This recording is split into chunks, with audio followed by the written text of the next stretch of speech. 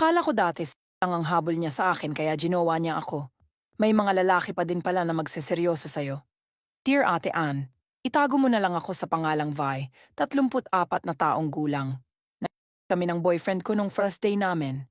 Hiker ako at nature lover. One time, niyaya ako ng kaibigan ko. Kung pwede ba akong sumama umakyat ng bundok para sa outreach program nila sa mga katutubo. Pumayag ako dahil floating status ako noon. Dumating na yung araw na nakaakyat na kami ng bundok. Ang saya at ang sarap sa pakiramdam na makatulong ka sa kapwa mo, Ate Ann. Pababa na sana kami ng bundok noon nang biglang sinabi sa akin na may isa pang bundok kaming aakyatin. Doon ko nakilala ang naging boyfriend ko na si Ben. Lumipas ang mga linggo at nagsimula ng mangulit si Ben sa group chat, Ate Ann. Inaasar-asar niya ako at tinutukso-tukso na kami sa group chat. Kahit sa bawat akyat namin, inaasar-asar kami. Until one day, nagchat siya sa akin kung sasama ba daw ako umakyat. Sabi ko, hindi ako makakasama dahil may pasok. Malakas ang bagyo nung mga panahon na yon at tumuloy pa din sila sa pag-akyat. Natakot ako nun bigla dahil ilang araw na ang nakalipas hindi pa sila nakakababa. Kahit reply sa message ko, wala. Sobra akong nag-aalala sa kanya, Ate Ann. Ayun pala, na-in love na ako sa kanya dahil sa panunukso nila sa amin. Isang gabi, nakatanggap ako ng chat. At galing yun sa kanya. Napanatag ako nun dahil nakaligtas siya sa matataas na tubig ng ilog. Nagkwentuhan kami sa chat at nagulat na lang ako dahil bigla niya akong niyaya makipag-date. Pumayag ako makipag-date sa kanya. Araw na ng date namin, tinanong niya ako kung saan ko gusto kumain. Sabi ko, gusto ko mag-pizza.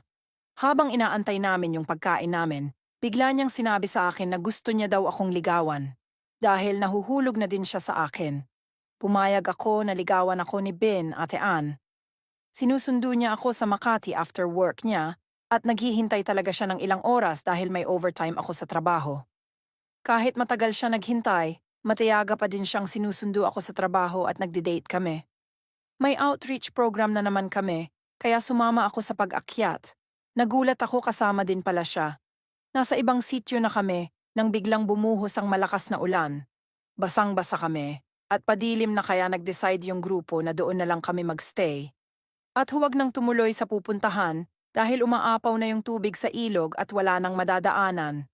Tapos na kami maligo at kumain nung mga oras na yun.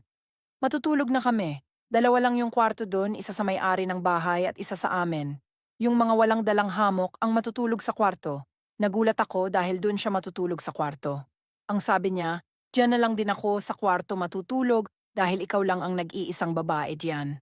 Huwag kang mag-aalala dahil babantayan kita at wala akong gagawing masama sa'yo. Madaling araw na at patay na ang gasera at tahimik na ang kapaligiran. Pareho kaming hindi makatulog dahil magkatabi kami at isang kumot lang ang gamit namin. Kung ano-ano ang tumatakbo sa isipan ko noon, tapos sobrang lamig pa ng panahon. Naramdaman ko na yung ano niya, kaya hinawakan ko.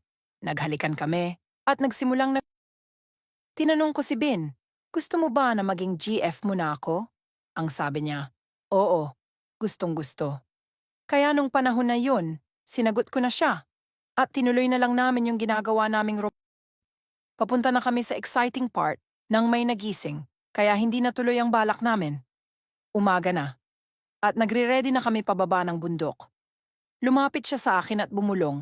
Ang sabi niya, kung pwede ba namin ituloy ang naputol na ganapan sa amin? Ang sabi ko, ayoko. Nilamig lang ako noon.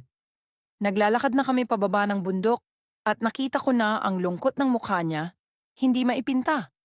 Nag-isip-isip ako kung papayag ba ako sa alok ni Bin na mag-ano kami. Dahil ang tagal ko nang walang life at marupok ako, nilapitan ko siya at sinabi, pumapayag ako sa gusto mo. Pagkababa namin ng bundok sa hotel kami dumiretso. Naligo kami parehas. Pagkalabas ko ng CR, hinatak niya ako at hinalikan. Binuhat niya ako sa kama at hiniga. May nangyari sa amin nung oras na yon. Lumipas ang buwan at nagkaroon kami ng matinding away. Ilang araw din kaming hindi nag-uusap ni Ben. Hindi ko siya natiis at nag-chat ako sa kanya. Sabi ko, kung pwede ba kami mag-usap? Nagkita kami at dinala niya ako sa hotel. Walang usap na nangyari. Kami. Ang sabi ng isip ko, ganun naman ang mga lalaki. ang habol nila sa babae. Kaya kapag may malaking pagtatalo, imbes na mag-usap, akala ko dati, lang ang habol niya sa akin, kaya ginawa niya ako. May mga lalaki pa din pala na magsiseryoso sa'yo. Ngayon, 3 taon na kaming kasal at may isang anak. Nagsimula man kami sa pero sa singsing pa din kami nagtapos.